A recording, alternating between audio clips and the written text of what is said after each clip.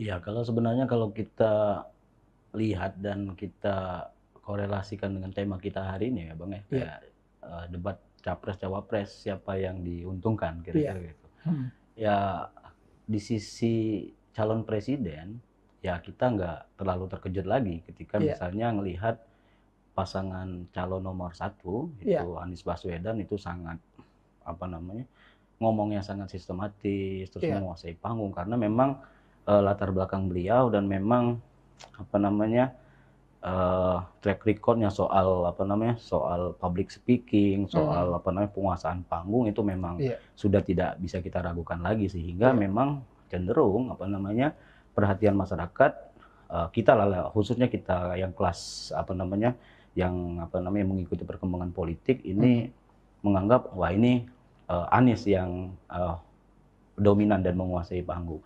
Walaupun memang di sisi lain Ganjar Pranowo juga, apa namanya, tidak mengecewakan performanya pada malam itu. Dia iya juga bisa, apa namanya, berbicara dengan lantang, bisa, menyajikan visi dan misi yang sudah disiapkan oleh, tim sukses dan segala macamnya.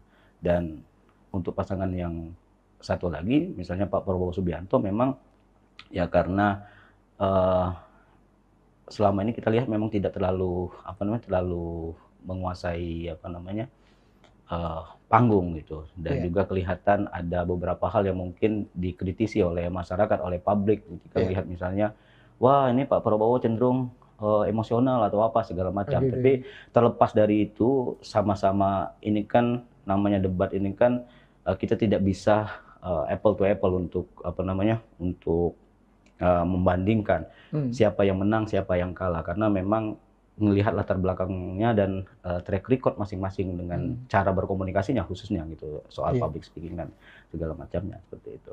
iya Tapi, memang dengan format debat yang seperti itu saya rasa, eee, memang tidak leluasa seperti itu untuk berbicara banyak. Misalnya kalau kita baca dokumen visi dan misi masing-masing capres ini mhm, kan iya sebenarnya sudah tertuang di sana semua Bang, apa iya namanya, visi dan misinya itu. Menurut, data dari data research demokrasinya Monash University itu, iya yang paling banyak halamannya dokumen visi misi itu kan adalah Anies Baswedan dan Abdul Muhaimin. iya Ada 143 halaman gitu. iya Kalau yang, apa namanya, yang, Prabowo Gibran 88 halaman, malah yang Ganjar dan Mahfud itu hanya, 43 iya 43 halaman kalau nggak keliru mmm, seperti itu. Jadi untuk mempresentasikan seluruh, visi misi yang terkait tema di apa namanya, di debat pertama itu saya rasa memang agak kesulitan masing-masing capres untuk mengeluarkan semua kira-kira seperti itu. iya Sehingga memang dibutuhkan, teknik ataupun strategi yang apa nama, yang tepat agar pesan-pesan dalam visi misi itu bisa tersampaikan dengan baik ke publik, kira-kira seperti itu, Bang. Kalau iya ngelihat apa namanya, di permukaannya iya, seperti itu, apalagi kan tapi mereka tampil tidak membawa apapun ya, iya artinya betul, bahwa materi visi dan misi itu harusnya sudah nempel di sini ya. harus di kepala, iya Iya itu. iya Jadi, saya semalam itu, berusaha untuk melihat, apa namanya, poin-poin penting dalam visi dan misi, 3 capres ini. iya, Itu kalau mau dihafal itu, apa namanya, agak pusing juga gitu. Tapi mungkin bisa kita klasifikasikan, misalnya kayak iya kayak misalnya tema debat pertama itu sebenarnya semuanya sudah ada di visi misi masing-masing iya itu.